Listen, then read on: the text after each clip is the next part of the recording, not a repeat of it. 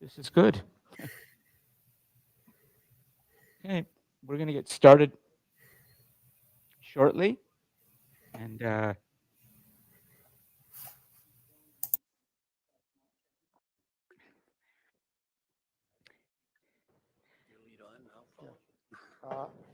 Welcome all. As we get going for this evening session, I'd like our District Governor, John Burns, to say a few words, and we'll get the official presenters on after that. So, John. Good evening and welcome. The environment. John, sorry, can you just talk over the mic, not into it? Yeah, Okay. that's good. Yeah, The environment. yeah. It's one of the areas of focus of Rotary. It's our most recent area of focus. One of the issues we found is there is no action taking place. We've done a lot of talking, but this evening you're going to hear a lot more information. You'll be better informed and also indications of what actions we can take because we need to. It's becoming more and more desperate every day. So, anyway, you're not here tonight to listen to me. I will now pass it back on to Neelam, and I'm going to sit and enjoy this. Thank you.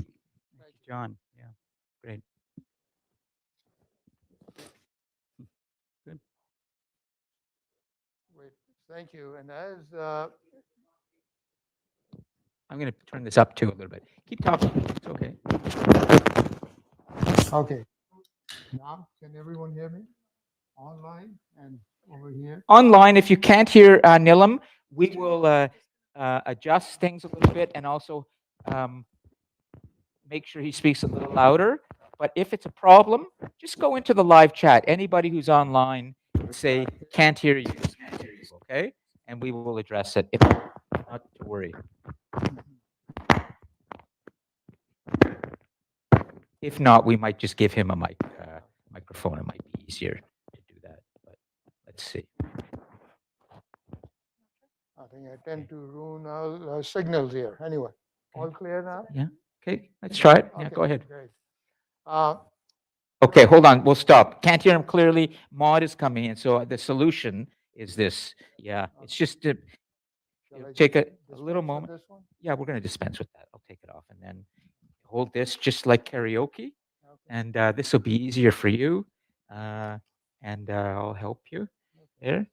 And you want to sort of hold it up here a bit. Okay. And then are you okay with your Yeah. glasses and everything? Okay. So Super. let's try it. There's always a bit of turbulence at the beginning, and then we get everything adjusted and we're good to go. Okay? All clear now? Yeah. Okay, great. Well, this is the week of the Earth Day, and lots happening around everywhere in the world. And so we are lucky to have some excellent uh, folks here. The only fly in the ointment was a hockey game, the playoffs. Oh, that's right. So our ranks here may be a little thin. Now, who would have thought? And for those who are lining in from outside of Toronto, Ontario, they may be wondering what hockey game. But that's another story. Now, as chair of the District Environmental Action Committee, it is my honor and privilege to welcome you all in person and online. Uh, and shall I say that Earth Day, while there's one day, but there's so much to be crammed in, it goes on the entire week. We have a plastics conference going on, international one in Ottawa right now. Yeah. Our clubs have been busy since last weekend with some event or another in their own backyards. But I'm especially grateful to our panelists, Elizabeth Bagley from Drawdown, Project Drawdown, who is no stranger to this district. 3 years ago, she made a presentation, and we had 150 people attending online. And she and I sort of are connected offline frequently, and I greatly respect her work. As well, pleasure to have among us, Lynn Adamson, who has given her life to environmental causes within this area in Ontario. She has been an activist on the grassroots, and then now as the co-chair of the Toronto's climate advisory group. And that is an important task to get the ear of the largest city in Canada. So we are lucky to have that. And I'd also like to acknowledge the presence of our district leaders here, uh, DG Burns, past District Governor Yosef, District Governors to be Virginia, Nisi, and District Governor past PDG, Joseph. Uh, Now, I have a feeling that most of you have heard about climate change. Am I right? Oh, I have no clue about it. Okay. Well, Sorry, you- just couldn't well, resist. we Yeah, have to work within this yeah, that's right. now, and I'm sure you probably sat through uh, many a presentation loaded with all kinds of complex graphics, charts going up, temperatures rising, and heard terms like decarbonization, anthropogenic, uh, whatever else. There's a lot of kind of inside baseball too when it comes to the scientists talking among themselves. And this is where it gets a little murky. We hear of nations getting together, but then, what to do? I think one or two you may even know what COP, the COP stands for. Uh, a lot of people say, well, COP 29, it's covered in there, but do we really know? Uh, and I think the brave among you may even have picked up an IPCC report and looked through it. Good bedtime reading because it has a dual effect of being a sedative, but also can create climate nightmares. And don't we know it all? We hear about floods, last year's fires all over Canada, drought, and these are things that keep a lot of people awake at night. But in the kind of words of David Miller, a friend who was a past mayor of Toronto, he says, well, what once was rare is now normal, and which is the scary part. But today's session is not going to be about all science and trying to rehash the facts. And as DG Burns mentioned, we need action. And so will try to sort of be on the hopeful, positive front moving forward. What can we do? What should we be doing? How can we learn from each other? There are lots of active brains working on this thing within our district and beyond. I noticed there are a few people from outside the district, and our panelists will help us with that. So as we do that, the first order of business is I'd like to uh, get Elizabeth Bagley on uh, on the spotlight there because she's going to make a few remarks, and then we'll engage in some conversation with her. And the structure for the evening is that we will have a conversation with the two panelists. I think Lynn will have a few slides of her own, but and then hold your questions. There will be time when we can ask both of them.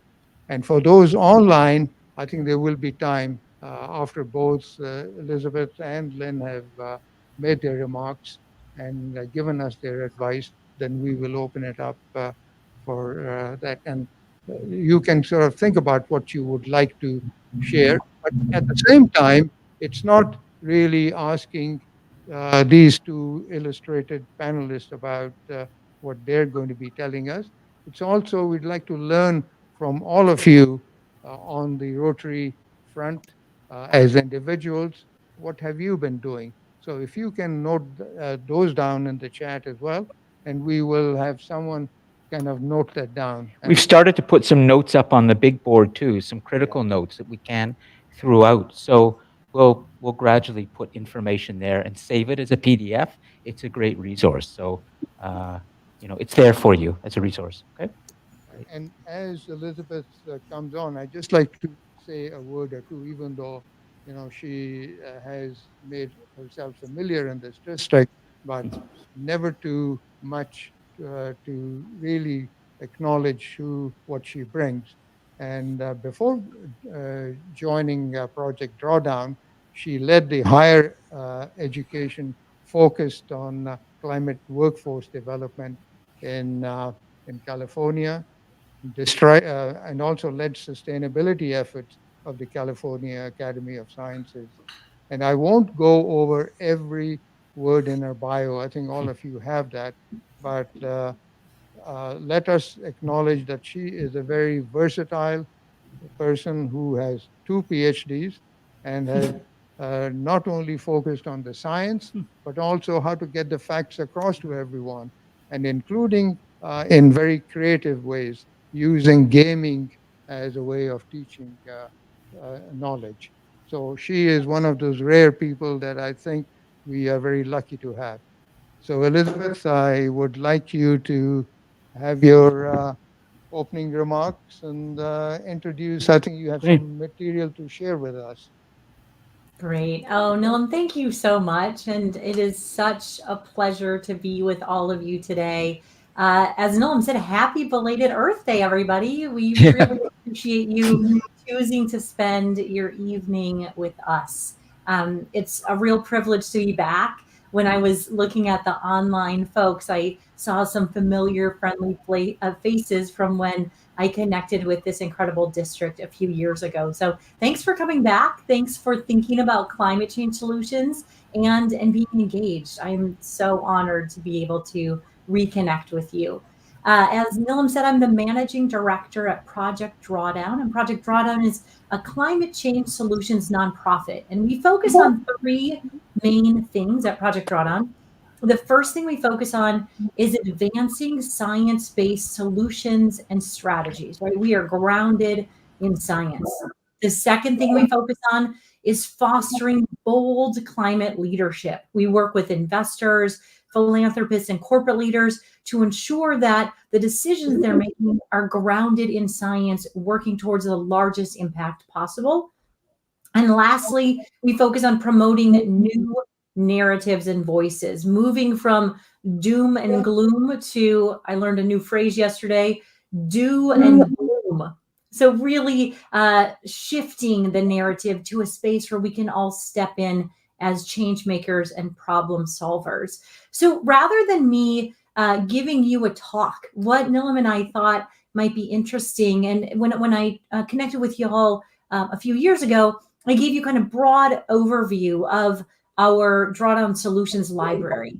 What we thought we would do tonight is actually virtually, and thank you to modern technology, I can be in Southeast Alaska on Tlingit land while all of you are in various places. We're bringing in our executive director, Dr. Jonathan Foley, through his TED Talk.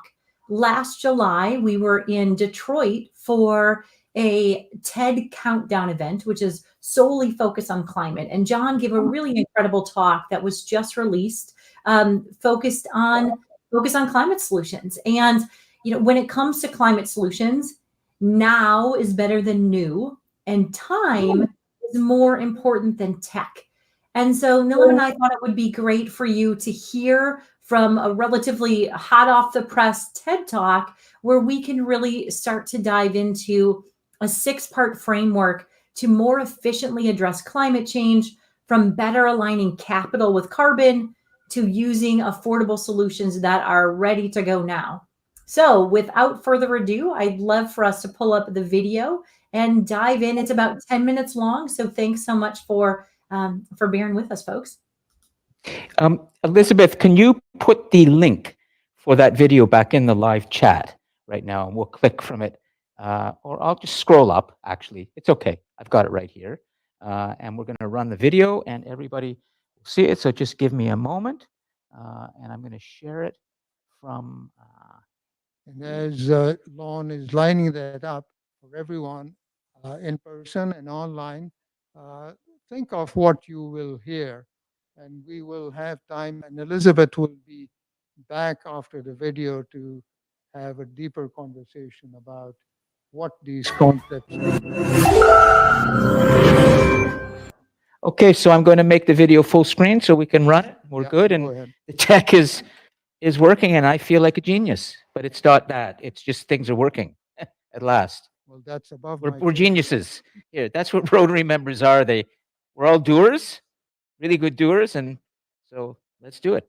Okay, great.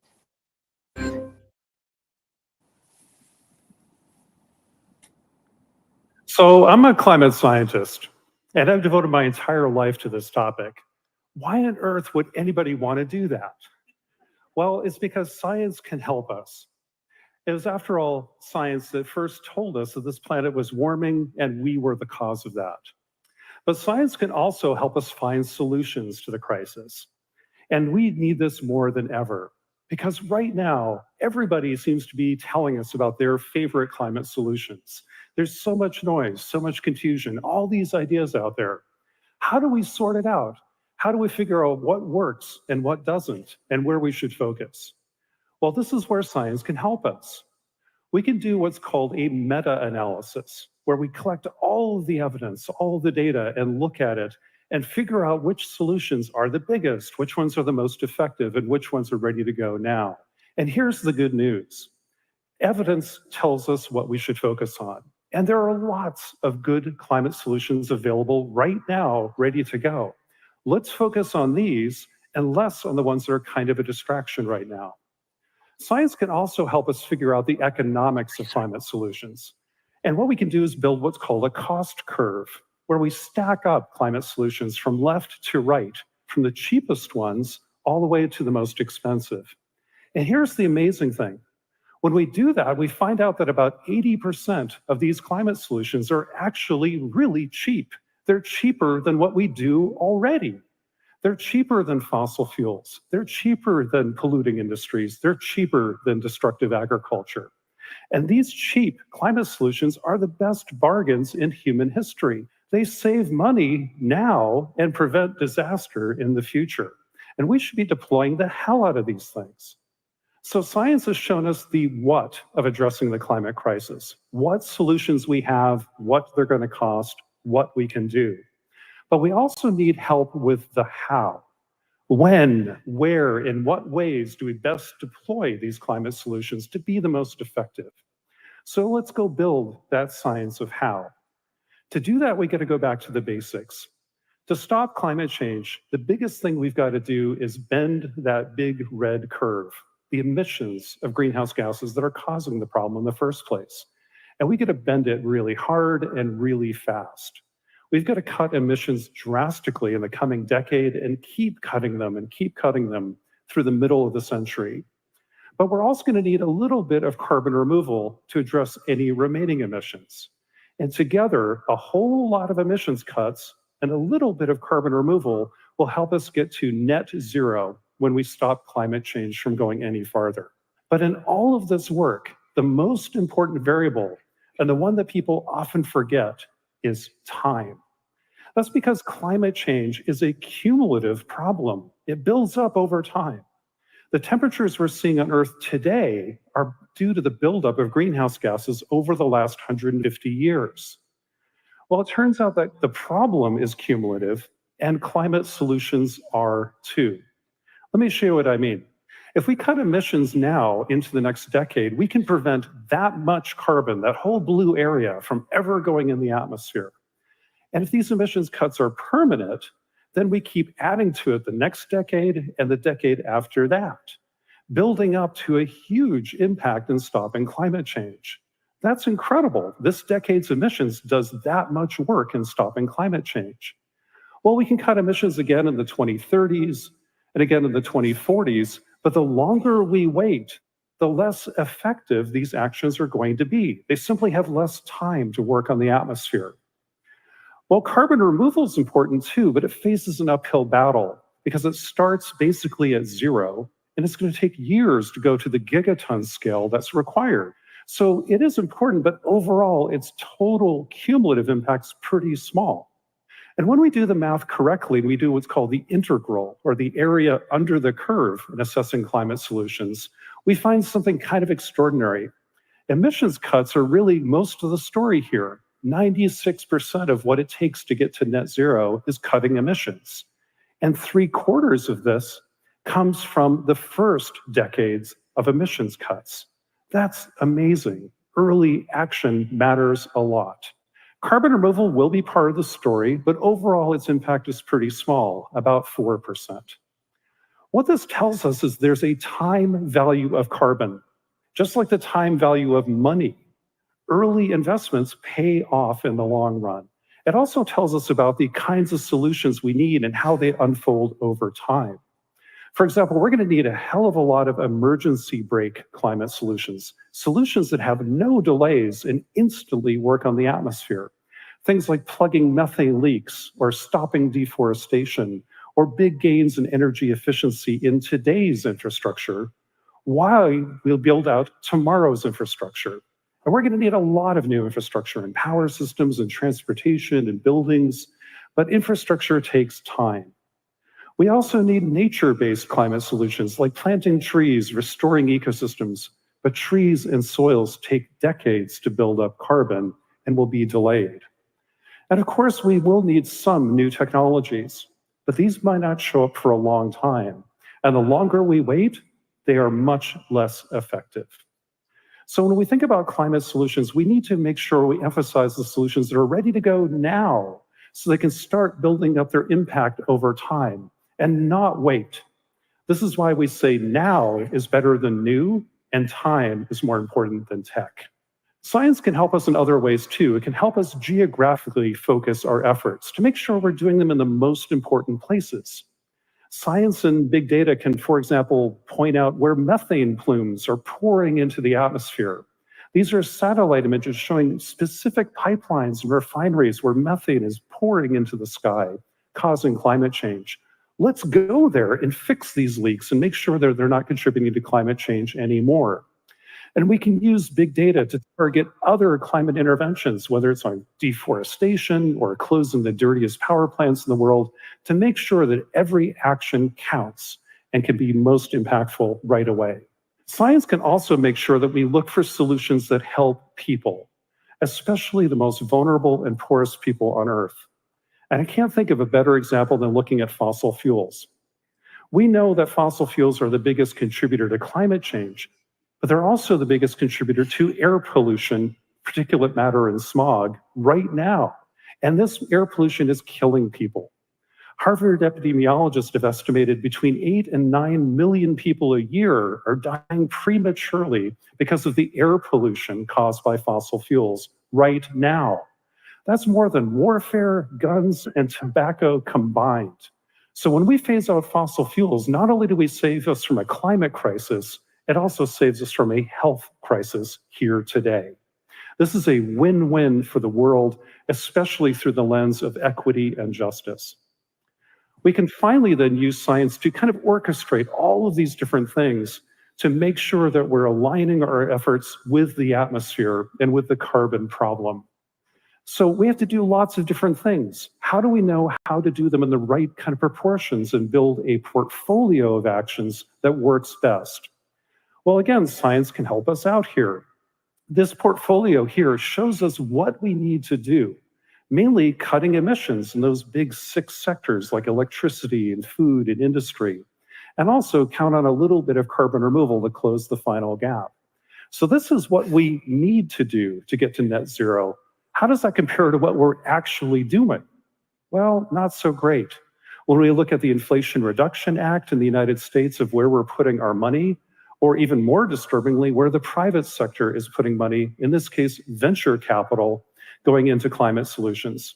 Venture capital put 2/3 of its money into one technology, electric vehicles and scooters. That's 2/3 of the money going to what's basically a 5% solution. This kind of mismatch between our capital and the carbon needs to be fixed in the long run, so we make sure we put our resources in the best possible places. At the end of the day, though, science gives us 6 pillars for effective action. First, we got to make sure that solutions are based in evidence, not just hype and rhetoric. We also need to make sure climate solutions are cheap so we can do a lot of them. And we should look for solutions that are ready to go now so they have the maximum impact possible over time. We can also geographically focus our efforts to make sure they're most impactful and ensure that they are helping us through the lens of equity and justice and are truly beneficial to people too. We also, though, can align all of this so our portfolios are lined up with the carbon in the atmosphere. In the end, if we do these things, we can still stop climate change, but only if we do them all. We still have a narrow window of opportunity to stop climate change, but we've got to make every day, every move, and every dollar count like never before. But if we redouble our efforts and truly listen to the science and step up to be the best people we can be, I know we can solve this problem. And with your help, we will. Thank you.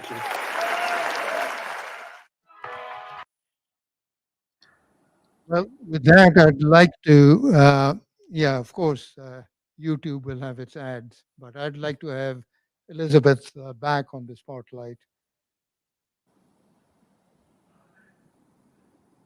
Hi, Elizabeth. Hi, great to see you, Nilam. Yeah, well, I think that was a good summary of what the important salient issues are, captured very neatly and in plain language. But there's a lot to chew there. And I'm just wondering now, for example, John talks about the emergency brake climate solutions.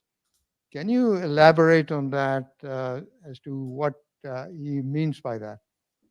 Yeah, I sure can. So, Project Drawdown has modeled 93 different solutions based on specific criteria related to is the solution currently available? Is it something that we can implement today, or is it really 10 years down the road, right? We only model things that are available today. They need to be financially viable. They need to be scalable. They can't be something that will just work in one part of the world. They need to be proven to reduce or avoid greenhouse gas emissions, right? And they have to have no other, or very limited negative externalities, right? We care a lot about co-benefits, how climate solutions are not only about reducing or avoiding greenhouse gas emissions, they're also about creating jobs, improving human well-being, many other things that are really important to do in the world. So when we think about that, we can also add another layer on top of that rubric to say what type of gas, for example, is that solution addressing. So we know that plugging methane leaks, addressing methane, is an emergency brake solution in that by plugging a methane leak, for example, in a pipeline, or as part, in a pipeline is probably the best example, or that when we plug that pipeline, the methane never reaches the atmosphere, and then we don't have to deal with it in the future. So there are some ways for us to prioritize the solutions so that we do some of the most impactful things first. 93 solutions is really exciting. It can also be really overwhelming. Another example of an emergency brake solution is stopping tropical deforestation, right? If we never cut down the trees, then we don't need to worry about the carbon that's entered the atmosphere. We know another emergency brake solution is reducing food waste, right? If we don't waste food, we don't have the methane emissions from the disposal of the food. If we don't, another emergency brake is massive efficiency gains, right? If we can get massive efficiency gains specifically in many of our buildings, then we don't have the power plant emissions that went into creating the energy needed in those buildings. So that's a few of the emergency brake solutions we think about. And that's been really helpful when we work with impact investors, philanthropists, and corporate leaders in particular, for them to be able to figure out how they can align their capital and their priorities with what the atmosphere and the ocean need. Thank you. I'm encouraged to hear that both John and your message is that these solutions need not be hugely expensive. They are available, readily implementable. And the good news is for Rotarians, we are not there to fund the large carbon capture types of projects, which cost an arm and a leg, and those are, and yet are way off into the future. And I think there are a number of projects we will talk about as what Rotary is doing. But in your mind, Elizabeth, uh, thinking of yourself as an individual or as a member of the community, are there actions that come to your mind? And this might be a point for you to even encourage those online to put in as to if they believe that they're doing enough or what else could they be doing. So, can you give a bit of thought to that? I hate to put you on the spot, but I think you are up to the challenge. No, I appreciate the question. And I think that's a question that all of us should ask, right? What can our role be in implementing climate solutions in our communities? And I think Rotary is such a powerful, such an impactful organization to leverage the community connection to put solutions into place. Now, I embarrassingly have never been to Toronto. I would love to come, and Nilam and I have talked about that. So I would be the last person to tell you what fits in your community. However, we are revamping our entire solutions library to layer on geography. We know that some solutions make more sense in some parts of the world than in other parts of the world. When the solutions were originally modeled almost 10 years ago, they were modeled at a global scale because ultimately the atmosphere doesn't care where the emissions are coming from, right? They're coming from all over the world. But now, when we think about the importance of implementation and fast, rapid implementation, we know that geography matters. So when I think about Toronto, I think there's a couple of different ways to approach identifying the right or the best or the most impactful solutions. And especially when you're thinking about your club, depending on where your club is at, I would think about whether you need some quick wins to get people on board, or whether you can, and I guess whether you can develop a portfolio of actions, right? How might you over time continue to build and expand your work instead of only doing something that's a one-off project? Now, that might be what you need to do in order to really get some momentum started. But I think it would be really interesting to use the portfolio idea that John mentioned, where, can you think about each of the different sectors? The electricity sector, what might you do there? The food, agriculture, and land use sector, what might you do there? What about related to buildings? And how might you organize your strategy around those sectors and come up with a real portfolio of solutions that folks within your club can opt into based on their interests?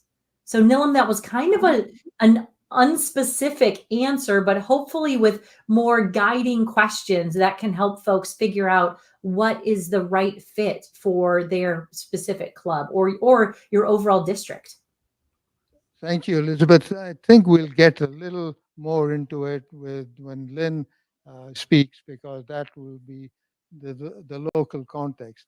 And talking about geography, and I'll talk something about what the district will be doing in partnership with York University.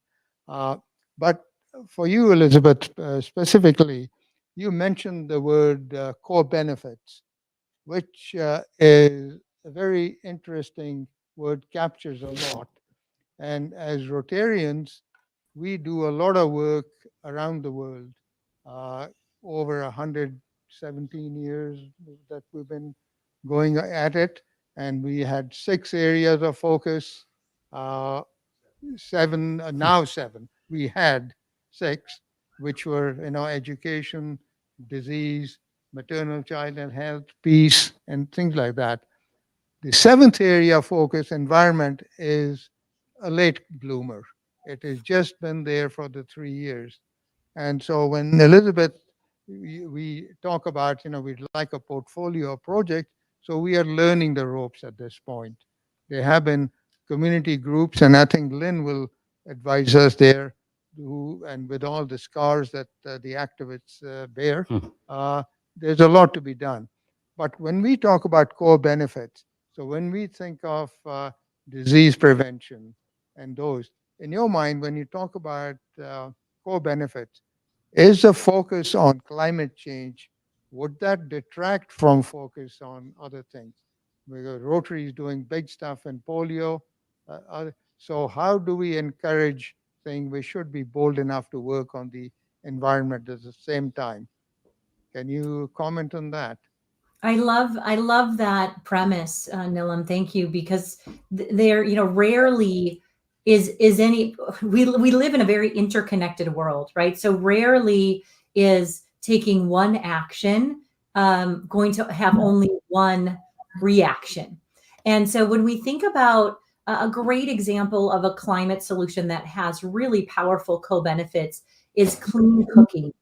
And when I think about some of the international projects that different Rotary clubs and districts are involved with, clean cooking could absolutely be something that is so. Clean cooking, just as a quick background, right?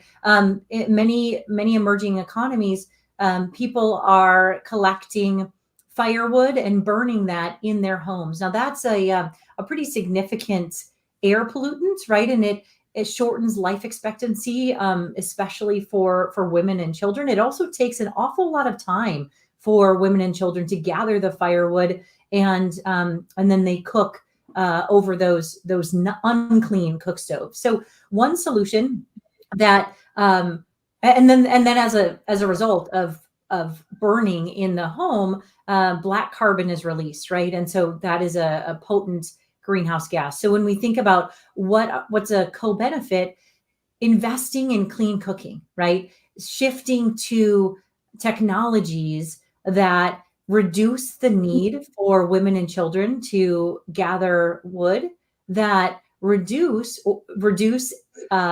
indoor air pollution and asthma, and also reduce black carbon are huge triple wins.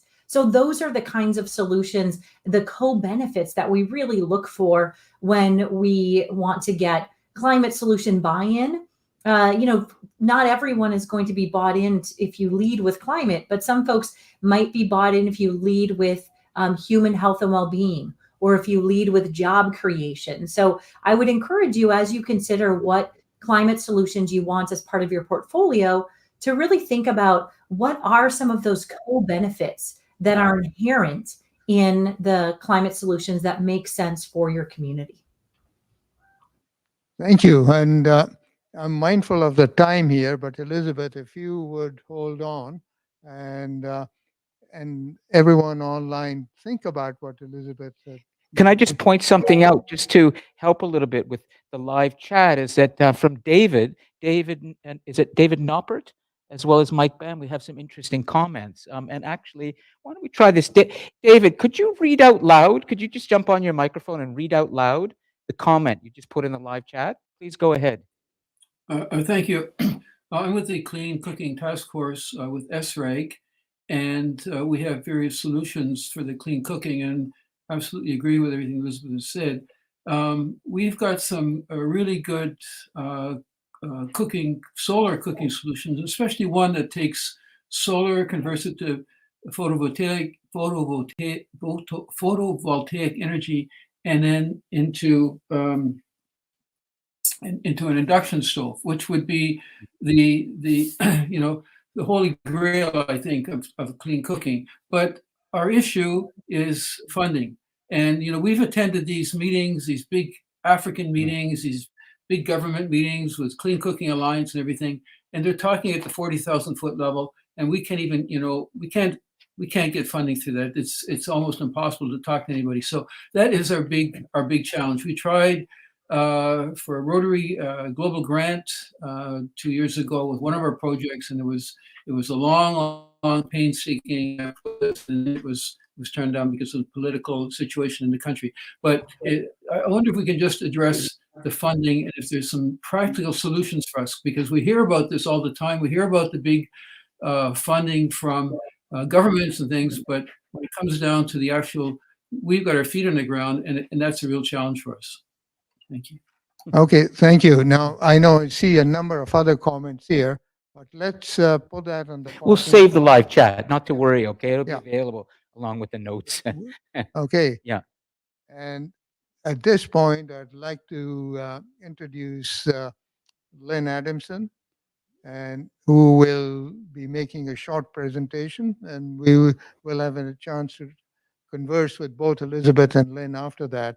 And Lynn, as she is getting ready to take the podium, will say she has a rich and diverse and pragmatic perspective for the environmental issues.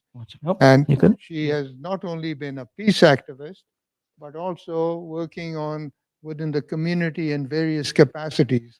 And so she's well familiar with all the scientific knowledge, but also what it takes to put things into action. And one of the things that I was impressed with looking at her organization was she had a quadrant there in which she said, well, if you want action, there is a role for the governments, there is a role for local governments, there's a role for business, but there's a role for individuals. So we are not passively standing by pointing fingers, not my job, it's so and so's job. So I think that's what she brings.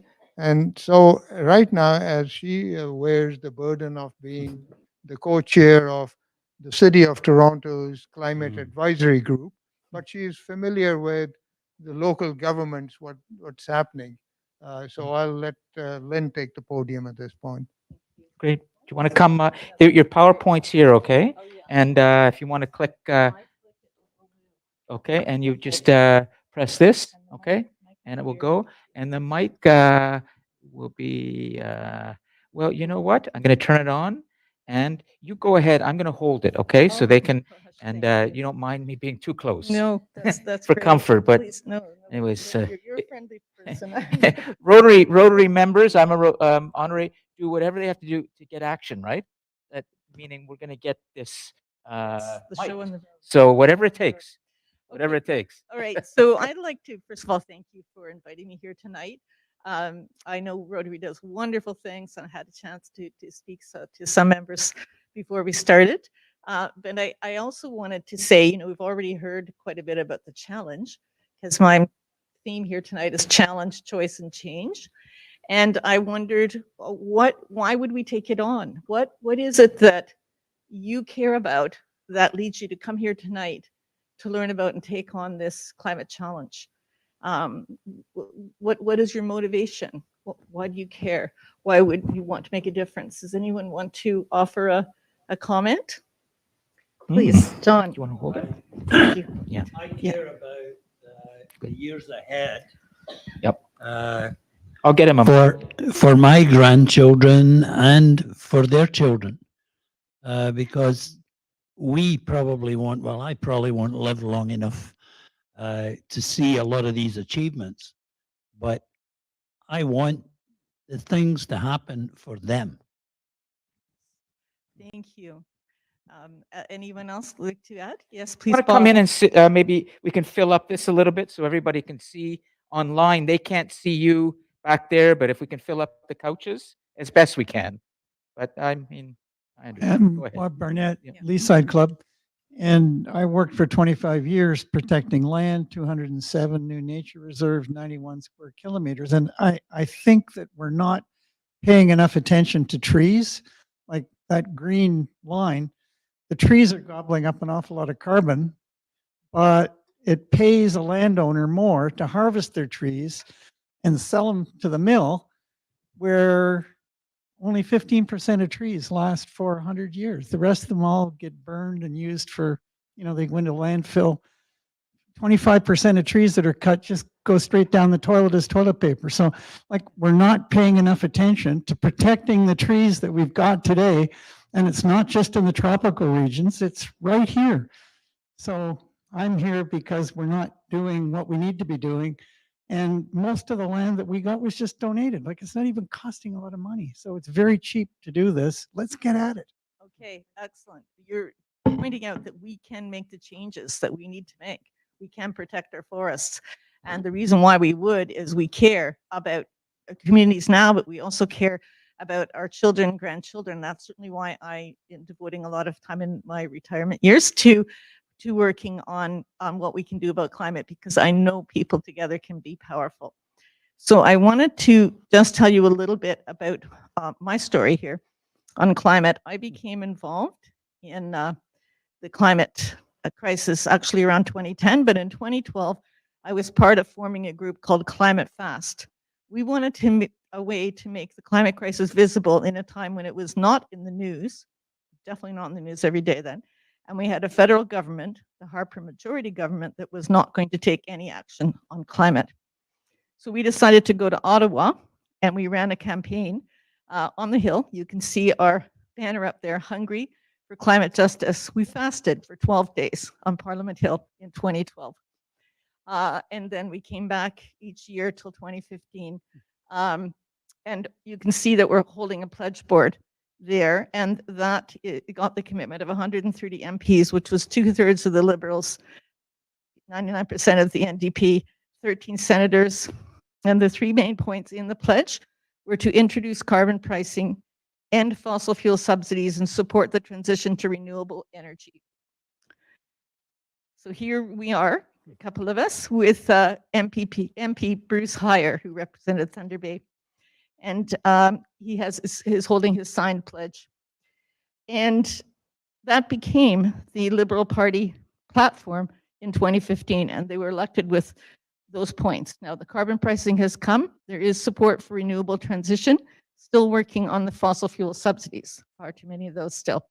But having seen that at the federal level, this could be accomplished, we wanted to know what could be done at the city level. Most of us were from Toronto. And at that time, the city was looking into developing its own climate plan called Transform TO, just developing. So we became involved in the process of consultations to help in developing the program. And it was launched in 2017. 70% of emissions, we kind of got ahead of things here, but 70% of emissions come from cities, and climate action has to happen at the local level, most of it. Policies, regulations, and financial support can come from the federal government, but where it's implemented is in local communities. So building emissions, transportation, and waste are primary areas. So the target of the first plan adopted at the city was an 80% reduction in carbon emissions by 2050. However, science was already suggesting that this target, though ambitious, would be too little, too late. Climate change was advancing quickly. Enter Greta. I don't have a picture of Greta, but what I have a picture of is the September 2019 climate strike rally in Toronto with tens of thousands of people. I've never seen as many people out on the streets for any issue. And I've worked on issues, including nuclear disarmament and all kinds of issues for decades. This was tens of thousands of people out in Toronto, and they had 500,000 in Quebec, in Montreal, where Greta actually was. This demonstration had a very striking effect. On October 2nd, so just shortly after the rally, the council adopted a climate emergency declaration. How many other municipalities did climate emergency declarations? Do you know if your councils did? Because there were some hundreds of them were happening. It may have been in your community or not.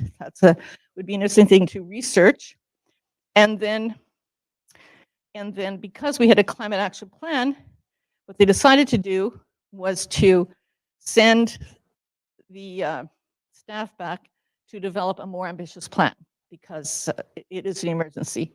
And that was what the youth did. The youth did through their organizing and the support. It's not the youth by themselves. It's got to be all of us, because we cannot leave it just to youth to try to figure this one out. Whitby has a climate action plan. I know. Is anybody here from Whitby? Yes. Were you aware of that, the climate action plan? Fantastic. We might talk a little bit about it later as a model, because it's not just big cities. It's yes. Oh, sorry. This isn't okay. Yeah. Thank you. Yeah, good. Okay. So Let me just check for a moment, a Yeah. technical check while you're doing that. Is everybody, Lars, for example, Lars, can you see everything clearly in the global classroom right now? You can just say yes in the live chat. If you can't, please let me know, okay, in the live chat. But you should be able to. Everybody's seeing the great presentation here on the board, and okay, yep, thank you. we're good. So our city council, and maybe your municipal councils too, are very good at passing resolutions that are motherhood, right? That are things that we really want to do. We want to end poverty. We want to do climate action. They'll do those. But the real sense of priorities comes when the budget is developed. So is the money going to be there in the budget to do this? So what we decided to do was to train citizens to do lobbying. So this is a training for letters to the editor, because those are letter to the editor page is the most widely read page in the newspaper. It really helps, and politicians always read it. And so if it's something they're dealing with, they'll notice. So learning how to write letters to the editor, how to meet with your counselor, and how to speak to City Hall. We did trainings in those, because what we had, and we worked by area in our city, so that we had people in each of the wards talk to their counselor, because they all care about what their constituents want. They don't care about what Climate Fast does, a little group of, again, called activists. I like to use the word advocate. We're advocates. But they do care about what their constituents might say. So we also engaged youth, because as I said, it's got to be intergenerational. So this teacher, James Netzinger, brought his whole class from Thorncliffe Park down to City Hall to depute, because before they vote on something in City Council, it always goes through committees, and at committees, citizens can have a say. It's one of the greatest things about our democracy, I think, is being able to go in and make a presentation. So, so we did that, and in 2021, we adopted an accelerated plan, net zero by 2040. And I'll just show you the slide. This slide, sorry, it's all these bars, kind of a little bit hard to read maybe, but on the left is 1990 emissions. And since then, we've been trying to reduce them. And you can see that there was a big reduction in the first several years that was primarily due to phasing out coal plants in Ontario. So the electricity was cleaner, the grid was cleaner. And we haven't, we're not getting worse really, but we're hardly getting better the rest of the time. So we have a long way to go to meet our targets. We may meet our 2025 target of 45% below. We're a little bit shaky now because post-COVID, we had a little bump up there, but we're working on it. And then we want to drop 20% between 2025 and 2030 to a 65% below 1990 levels. And then in 2040, just 10 years later, we want to be down to zero, net zero. So, it's ambitious, but it's also really important. And the different color bars there represent buildings, transportation, and waste. There's all kinds of other things that affect our carbon emissions, but those are the main ones the city plan works on. So, as it was mentioned earlier, we're good. One of the things we asked for when we did deputations in 2021, when they adopted the net zero by 2040 plan, was we asked for a climate advisory committee of citizens. And so there we are in this picture. I'm down at the end of the table there. And we have 26 people. Some of them are online. We do hybrid meetings. But we're trying to work with the staff to accelerate what we're doing on climate. They can't do it by themselves, the staff or the politicians. They really need citizen engagement if we're going to get there. So how do we engage people? and I'm putting this little slide in, and I'm hoping you won't find it too confusing. It's from a TED Talk by Per Espen Stoknes, and I really like it. The whole TED Talk is good to listen to, but I'm taking this one section out of it, which is what you might call the 5 S's, what motivates people to get involved. First of all, social. It's got to be fun. Like here we are socially together and building community, and that's so important for change. People change together. You can do a limited amount yourself as an individual, but we're not going to get there without working together. It needs to be simple, so people need to understand the steps of what to do. When they did a study in Toronto, they found out 75% of people were concerned about climate and wanted to see action on climate, and 45% had no idea what to do to help. So we need to support each other. It needs to be supportive in moving forward. The word signal means feedback. We need to know whether our actions are making a difference. And one of the ways we can really amplify our engagement is telling our stories. So I'm going to give you a couple of stories right now of what people are doing in Toronto. But first, like any question or comment about this graph? I have microphone Is- here if you want is to. any- If there's anything you want to say, I can bring it to you. And What he's trying to do in this you good? Yeah, go ahead. Interject there Yeah. and Sure. say, maybe you can go through this and then we'll Yeah. have questions. little more for discussion. both you and Elizabeth. Okay. together. Well, there's quite a bit coming in the live chat. We can also take in if you Oh want. yeah, okay, good. Yeah, but go ahead. So, if you go to watch that video, which I do recommend, he talks about the 4Ds or 5Ds, it looks like there, that are getting in the way of climate action, that like denial, distance, doom, those. But what we want to work on are the S's. We wanted to do those things that will bring people in and get them engaged. So here's some few examples. And that one is actually my sister's roof in Toronto on Winona, near Oakwood and St. Clair. And Green Neighbors 21 was founded a dozen years ago. Maybe it was 14. It might have been 14 years ago. And one of the first projects they did was a group buy of solar panels. It's much cheaper if you organize it together. So they did that. And I called a friend of mine who's working with the city on the community grants program, because we have a neighborhood grant program that helps community projects get off the ground. They get about $7,500 to help them with the project. And she said this one is outstanding. It's Thorncliffe Park Urban Farm. And they are engaged. She just found land that was not being used near the buildings there. This is a low-income area of the city, and also very multicultural area of the city. And Michelle, the woman here, who she just started doing gardening and bringing in the kids in the community. And they are turning around the lives of teenagers. They are really turning around their lives by engaging them in this positive activity in the garden. And then you might be interested in knowing, and also everyone in attendance, that the Thorncliffe Park, the urban gardeners, they will be having a session at the district conference in October. Oh, that's great. There is a lot of other community gardening happening, so I'm just giving you that one example because of the social benefits as well as the food. Got a low-income community, and whatever you can grow there is going to help people be fed with nutritious, fresh produce.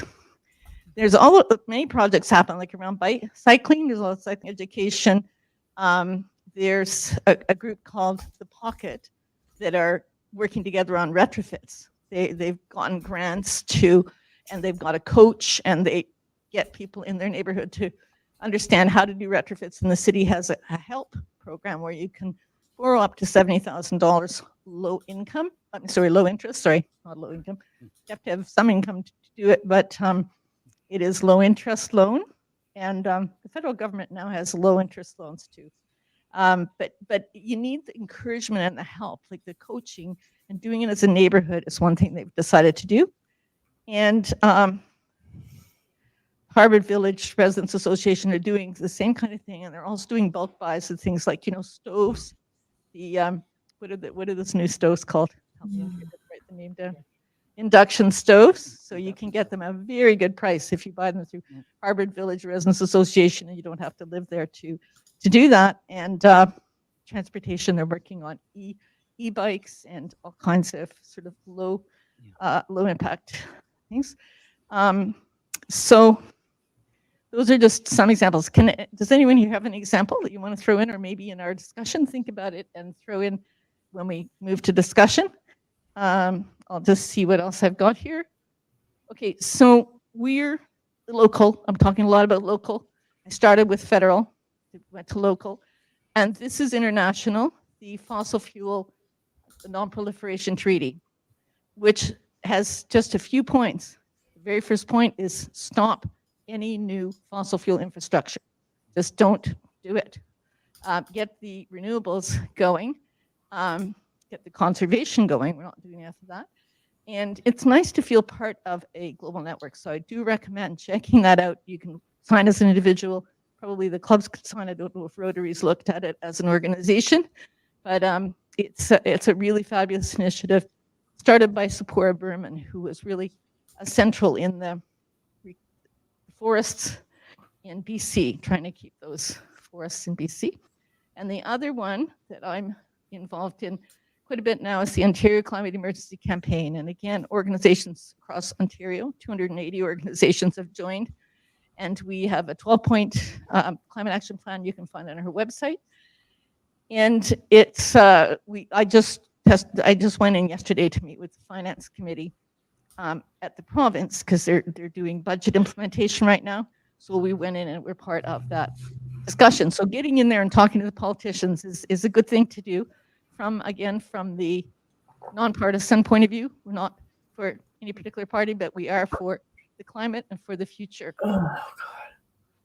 There's some very good ideas and things coming in on the live chat. Just make sure you stay muted as well on your microphones, but yeah. I have one more slide. And That's just good. before I bring that slide up, I'll say that, hearing about drawdown tonight is great for me, because I have been part of a drawdown group in Toronto for many years too. And now it's called Regeneration, which is the name of another book that Paul Hawken did, Regeneration. I'll highly recommend that too. And they're developing local solutions website, which all be solutions that are good in Southern Ontario. So that's a resource that's going to come along. And I'll just end with this one. Margaret Mead said, "Never doubt that a small group of thoughtful, committed citizens can change the world. Indeed, it's the only thing that ever has. Change comes from people. It's not going to come from way up on high. Certainly great if we can get business involved too, but the thing is the initiative comes from us. As we know, Silent Spring, Rachel Carson wrote that book, and that got things going leading up to the first Earth Day and this huge movement for environmental, by naming, the birds were all dying because of the chemicals that were being used, sprays at that time.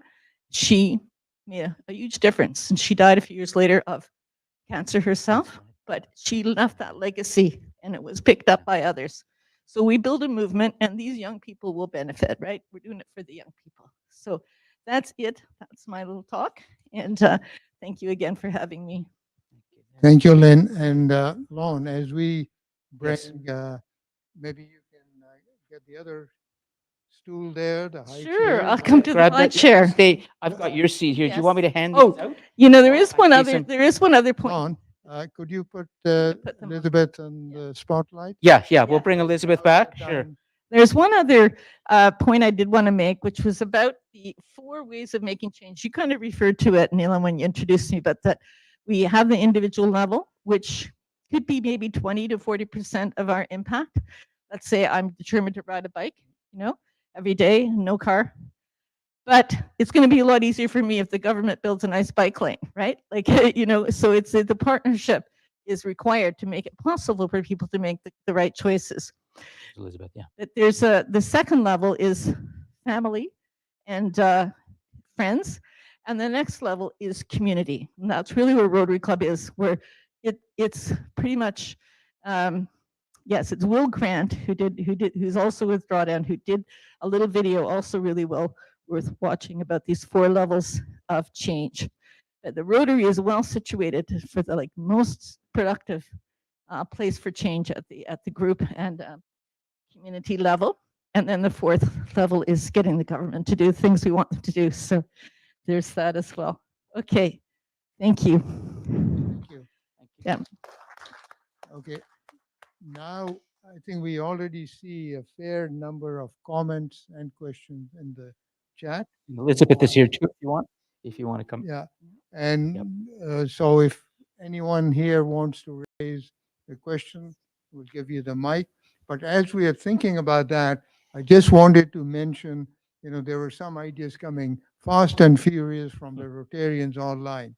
And I had a little slide presentation, but in the interest of time, I will forego that, but just mention that, in our district, there is a multi-club climate change group forming with Fabrizio and Erica here, but several others. So they are putting their thinking caps going on. And as the Environmental Action Committee is there, and I'm also inviting people from those who are not even members to form a network. And the last two meetings, there have been some interesting ideas.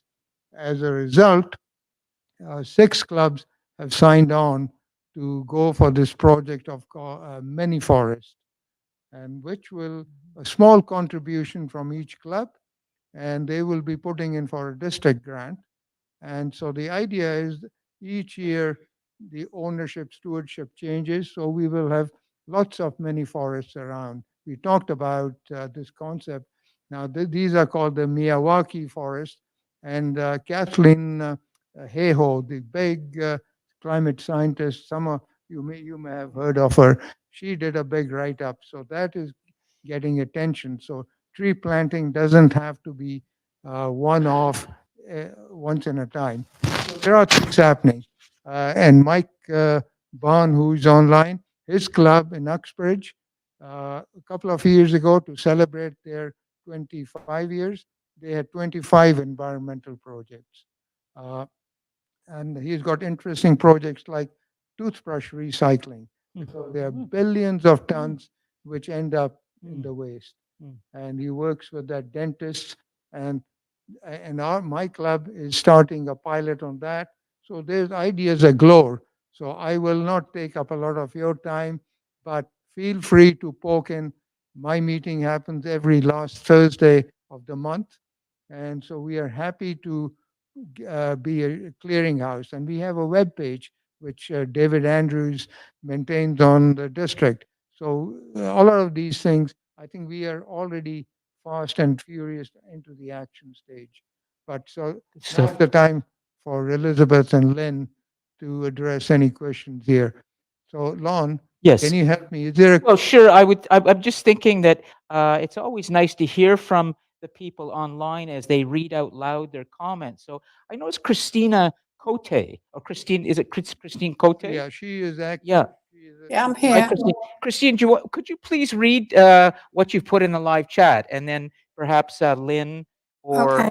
Elizabeth can respond to these. Okay, So go ahead. there's a few things trying to tie in with what's already been said and what I heard today at the Zone 21 international meeting. Every Rotary Club should be a member of ESRAG, ESRAG, right, for a start. And I don't think a lot of clubs know about it. I know in Florida, nobody knew about it, where I was before I moved to Toronto. Everybody could do a mini forest thing. Everybody could do an urban garden thing. Everybody could advocate and push for solar panels. Everybody could reduce food waste in terms of their own food and also projects through Rotary and green Rotary clubs. So if we all did all of that, every club, it would make a big difference. It would be huge. And then the political piece is a big issue. Everybody says, well, they promise the money's there, the grants are there, but how do you get it? Certainly at Toronto level, living in a condominium, my second one in 20 years here, the older buildings are not moving on electronic infrastructure that would then support the use of EVs, which I know are not a huge piece of the emissions, but unless we start with this infrastructure, people won't migrate. and you'll keep buying, you know, fuel cars sort of thing. So those were my biggies. I mean, and I suppose we're supposed to be non-political, but I think somehow we've got to get to the politicians, and maybe it is through the advocacy that Lynn's been talking about, so that it's all at the constituent level, and we all individually take the course on how to write to your editor and lobby your councillor and do all of that. But I mean, we haven't got time to mess about. I mean, this is like really urgent now, right? I mean, everybody's saying it. Jonathan Thank Foley. you, Christine. I know I appreciate your involvement in the district, and we'll be leaning on you for more. Just a comment, two comments on that. One, talking about things that could happen, solar panels, and Christine mentioned SRAG. I am a member on the board of SRAG, so but I wear my district hat. So this is a district event. Yeah. You mentioned about advocacy, and this has been asked before. As Rotary officially cannot be involved in politicking, but as individuals, we are voters, community members, we are free to express our views there. So just to get that on the Yeah. table here. And then secondly, on solar panels, years ago, one of the I think one of the Rotary presidents had a million trees challenge. And that, I think SREC counted, there have been over 4 million trees planted. Now, more recently, we have issued a million solar panel challenge. So if you go to the SREG website, they can see there's a place for you to log in. And we are also working on solar with the Habitat for Humanity. I know it's outside our district, but the Guelph Club is working on a large installation of that. So there's nothing preventing us looking for the Habitat for Humanity projects in our backyards, wherever they are, and saying, hey, how about a solar installation on that? But enough of that. There's a question here at the back. Okay, let's get him. Yeah. And you can take this, Nilam, microphone here. Yeah, thanks. Maureen will help as well with the microphones. But this is, and Carol, yeah, please, we'll let the individual here speak, and then we'll go to Carol online, okay? Please go ahead. Okay, so this is my first time here. I don't know much about environment. I don't know what was intriguing me to come, but because I'm part of Rotary and giving back to the community, I feel that it's important. But I'll just share a little bit about myself. My name's Marianne McMullen. I'm actually Could you just come sorry, in a and community just so they can see you? community advisor. I'm part of the Community Advisory Council. Come on right in here, okay? Thanks. Then everybody can see you. Yeah, great. I'm part of the Community Advisory Council for Ontario Health. So there's OHTs that are across Ontario, and I feel nervous. I decided to become a part of this back during COVID, and to use my lived experience to bring it to the table. You know, just because of my background and where I come from, I'm not ashamed of it. You know, I didn't come into this world with a silver spoon, so I don't have all the riches like a lot of people do. And you know, for me, like when I think her name was Elizabeth, is it Yeah, Elizabeth? Elizabeth. Elizabeth was talking about the vulnerable community. That was intriguing to me. So the committee meets once a month, and there's a lot of people that are vulnerable in that committee, and we talk about our experiences. So something like this, I would really love to bring to the table, and you know, really get people involved and engaged from a community level. You know, and I think it can echo into all of the OHTs across Canada, and we can be supportive that way. But I just want to know what I can do to help. Well, thank you, and I'll give you my card here and witnesses here. We'll pull you in, and knowing that you are, both interested in the issues that Rotary at large cares about, including environment, and that the fact that you are a Rotarian, so you can be a bridge between Rotary and the community. I'm here to help. So. Yeah, please reach out.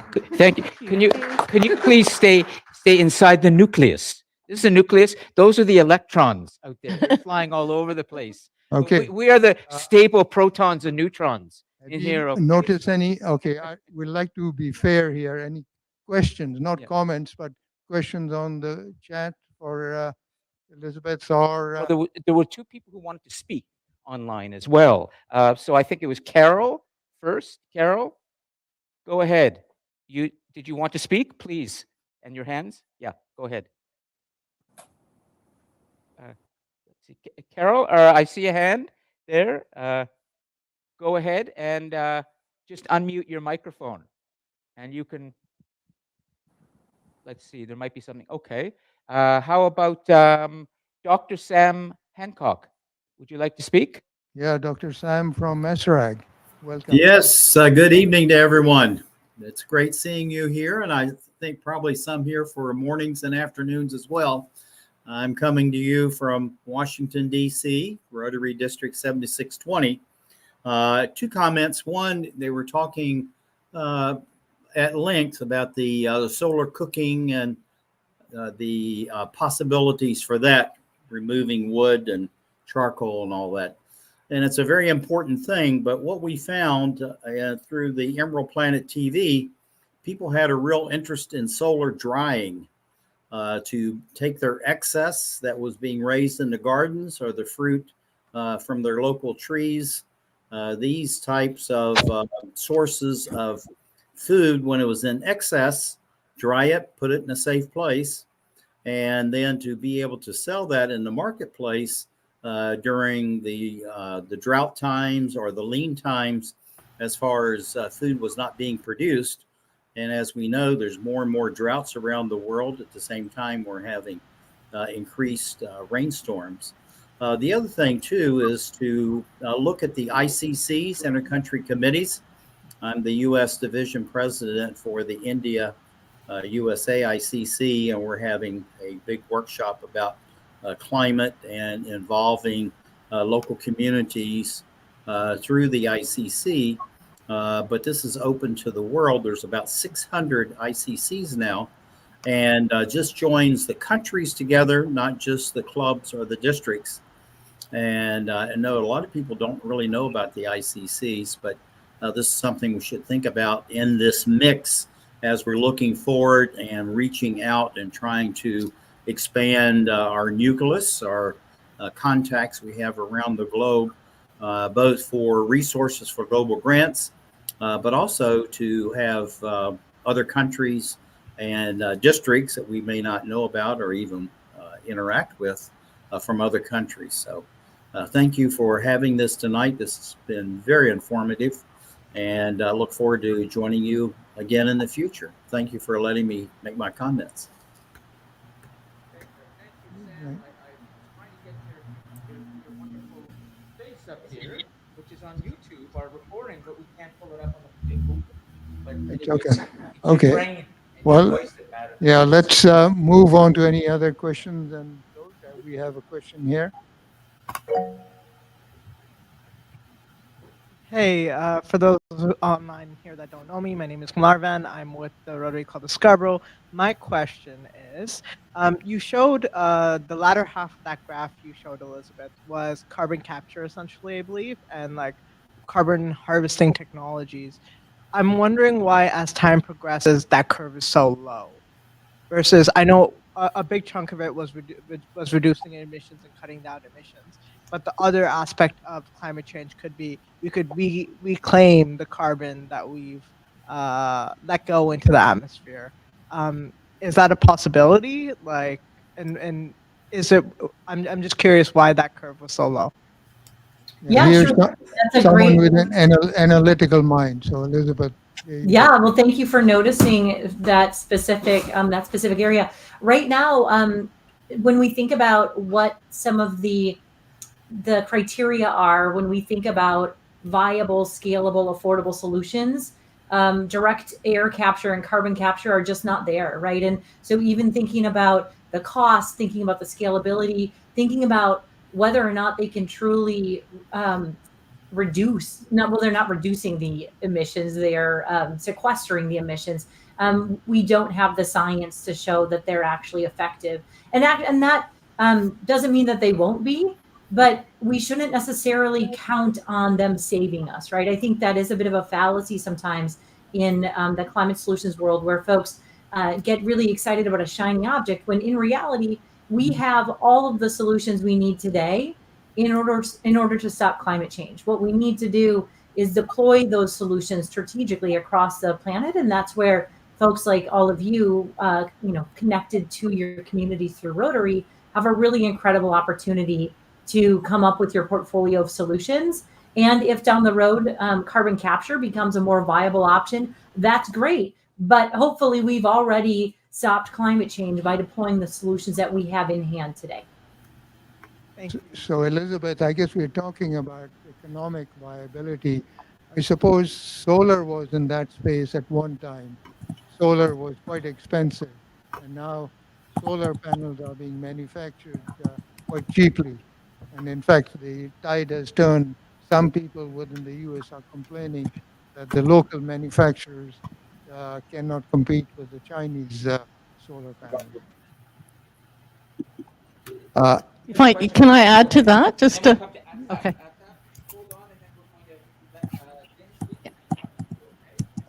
Yeah, California has just been having a whole lot of days that they have 100% solar powered and battery powered at night. It's quite remarkable.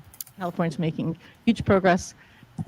Stanford University professor Mark Jacobson has developed plans for all around the world that can help do this, and in California it's implemented. Yeah, we need to work on it here in Ontario. We meet with politicians from all parties because we're increasing gas on the electric grid, which is making our electric grid dirty. We got rid of the coal, but now we're getting gas, and it should be renewables. There's no reason why not. So all of us, talk to our political representatives and say, find another way. Do the renewables. The COP. You said before. Do people know what COP means? Conference of the Parties to the Paris Accord. And they meet every year. And this past year, when they met, COP28, they adopted a resolution to triple renewables by 2030 around the world. So that's what we need to be asking for here, to be in line with the kind of push internationally. Thanks. There is a question there from Vicky, and I think this is for Elizabeth maybe. Where can we find a list of solutions that are available for us so that we can promote them? And I think that Drawdown has those, but if you go into the SREG site or you talk to each other, there are lots of things happening. So if Elizabeth has a specific library of those, maybe you can put the link to that in the chat. Sure thing. And I'll re-enter the SREG site as well in terms of ways that Rotarians can really connect with solutions. So I put our solutions library as well as the SREG website. Thanks, Nilam. Let's make sure. I think it's Ataf. I know you had your hand up. You've now gone into the live chat. Ataf, do you want to come in on your microphone, and we'll bring your you in as well, and you're in the global classroom now. So go ahead, Ataf, and ask and speak, please. Thank you very much, Lon and Neelam. It was thank you to the speakers as well. That was a very, very interesting talk from both of you. My question is about I've been looking at synergies between agenda setters, which are relevant to ESRAG and Rotary's kind of work. So agenda setters like IRENA, the International Renewable Energy Agency, for the IRENA has some really useful kind of COP kind of targets for renewable energies and kind of ways that suggestions of ways that could be kind of implemented nationally and locally. Are we kind of partnering with any of these agenda setters like we did with the Polio Plus program with the World Health Organization? I suppose that's more for for anyone. Altaf, who is the question directed to? To yourself or to one of the speakers Okay. to answer. Elizabeth. And I guess your question is whether Rotary. No, would- it's to do with the kind of the agendas that Irina makes in terms of like the COP targets for each country to achieve. I think this is where there's opportunity for political leverage, and I know that Rotary doesn't do that, like trying to get kind of contributions between like a partnership between Irina and the national governments, and how that would impact Rotary. I'm not sure who's best positioned to answer that. Well, I think my off-the-cuff remark here will be that we are probably the wrong audience to be asking that. The governments, the funders, unless drawdown has that. Again, drawdown is research-based NGO. I'm not sure whether they would be dealing with the agenda setters as such. They're not one on the parties. Lynn, do you have? Because from your question, it leads me to say that it has to be one of the parties who sits around at the table at one of the COP meetings. The question is where the initiative comes from to. A place like Irina. Yeah, I'm not that familiar with Irina per se, but I know that the tripling renewables by 2030, that's the global push. Fossil fuel non-proliferation treaty, that is also a global campaign. And then you find locally how you can support it. So we passed a resolution supporting the fossil fuel non-proliferation treaty in Toronto at the city. And that means that we're on record saying we should stop any new fossil fuel infrastructure. So we've advocated to the federal government level, because that's where they give the permits. So I think it's a matter of finding the level of government where the changes that you want to see and directing the pressure there. And fossil fuel non-proliferation treaty also has sign-ons from politicians and from community groups and from municipalities like Toronto. We have 12 municipalities in Canada that have signed on to that treaty. And we need to grow because it puts the vision. I wanted to say we need to put the vision out there, a big vision. One of our speakers earlier, Claire, was it? Can't remember the name. And she was like passionate. We've got to do everything all at once together. Like we need to do all these solutions. And Elizabeth has said the same thing. So we need to find all the ways to put the pressure on and the levers of change. And it's going to come, leadership's going to come from the community for sure. Yeah, I think your comment I think this speaks to the age-old Canadian question of having an elephant. Which part of that is the federal, which part is the provincial, and what part is the local?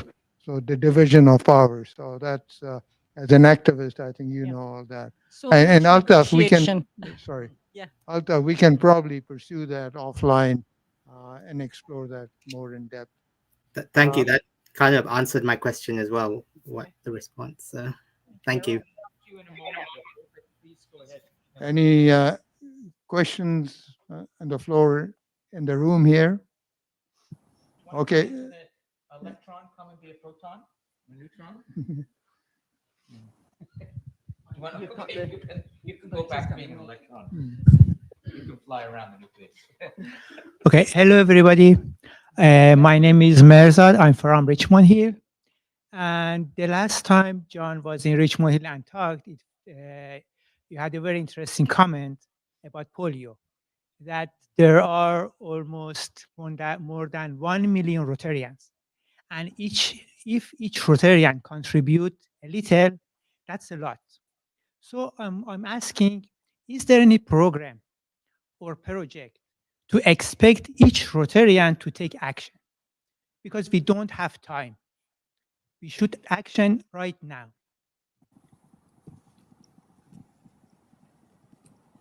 And it's something global. It's not something. Well, maybe the best answer is they say all those who don't want action, raise your hands. I guess everyone wants some action. Can I? Yeah. How do we get No. Yeah. the action? Do we expect every Rotarian do something? Yes, you should. We Very good. Yeah, who's that? As a Rotarian, I didn't hear somebody expect me to do action. Oh, I see. Okay. Yeah. I'm sure the environment committee would say, yes, this is what and I think Yeah. we won't change until everybody is involved and engaged. And I wanted to mention that there's a program called Climate Stewards, which is an offset program. Like if you fly, I don't fly normally, but when I did take my last flight a few years ago, I gave offset to Climate Stewards. It was recommended by Catherine Cahill. And but Rotary could do their own. Like what I liked about it and where it relates. Somebody has their microphone unmuted. Christine? Christine? Yes. Yeah, can you just mute your microphone for the moment, okay? And then we'll Yeah. come back to you. Oh, sorry. Okay. No problem. Where the climate steward fits into what we've talked about tonight is the clean stoves, because that was the thing I saw on their website, that was one of the projects that they contribute, because a lot of offset programs have a bad reputation because they don't necessarily do something will last. Even planting trees, you can't be absolutely sure they're not going to burn up, whatever, but they do the clean stoves. And Rotary could do a project like that too, set up an offset program. Not to say that you shouldn't still reduce your flying and reduce your own emissions, but if you've got to visit a family member who's ill, sometimes you have to travel, and it's a way to do some good while you do that. Yeah. Okay, so you could put, Rotary could set up, a clean stove offset program, right? So you know where it's going to something useful, because Elizabeth said that's a useful program. Yeah, why not? Yeah, well, I will lean on Lon to capture all the comment that have come in the web, and we'll go over that offline. But I do also want to take, and because I know it's hockey night and people are probably anxious to head back, but I would be remiss if I didn't acknowledge the presence of a couple. I saw Gord McBain online there, who is a distinguished professor at Western Ontario, and he presented to a conference a couple of years ago, and he was on Al Gore's Nobel Prize team. And he's working with some of the Rotarians in the London area. I saw Ron Allingham in there. And I see a friend from the next district walk in here. I think you get the prize for the longest drive, Dave Alexander, the DG for the next district, 7080. So, or 7090, sorry. While I'm trying to get you closer here. So, thank you. Dr. Hancock is also back. We can see him now on the big board. Thank you, Okay. Dr. Hancock. There he is. Okay. Well, I think we've extended the evening there. I see some faces who are, itching to get back, and I will ask Joseph to kind of thank everyone. And if there's anything that the words that have not been answered, apologies for that, but happy to engage in conversations offline, and it's a community of practice. Yes, I'm very happy to provide resources if there's follow-up from this. I'm just delighted to be here, and I know that there's a lot of power in this room. So that's why I came from Toronto to be with you, and more power to you. So, Good evening. You want to switch? this one, yeah. Want to switch? Yeah. Does this work? Yeah. Okay. Thank you. Good evening, everyone, and thank you for being here tonight. As you can tell, we stayed for 2.5 hours, so really it's important to you to be here, to all of us as Rotarians, the environment. What I liked, Elizabeth, what was talking about, there's 6 pillars, and that kind of fits with Rotary, doesn't it? We have our own way we do things. We have 7 areas of focus, and there's 6 pillars we can follow to make a difference. And as we did with polio, we started the Philippines, now 40 years later, I think there were 4 cases this year.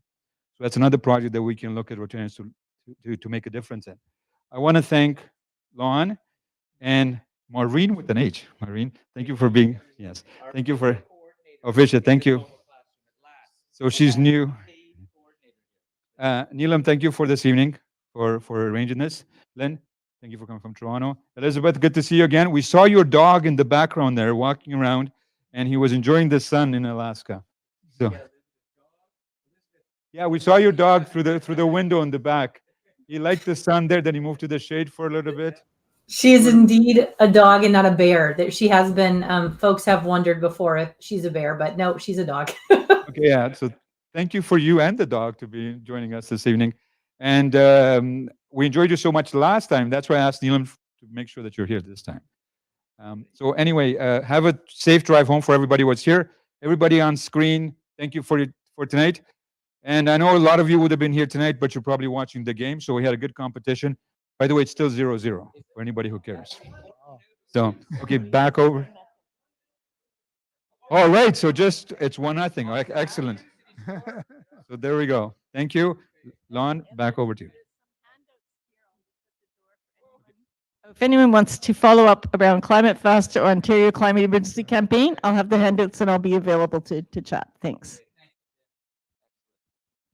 And thank you for being patient with this hybrid model. Okay, everybody. We're going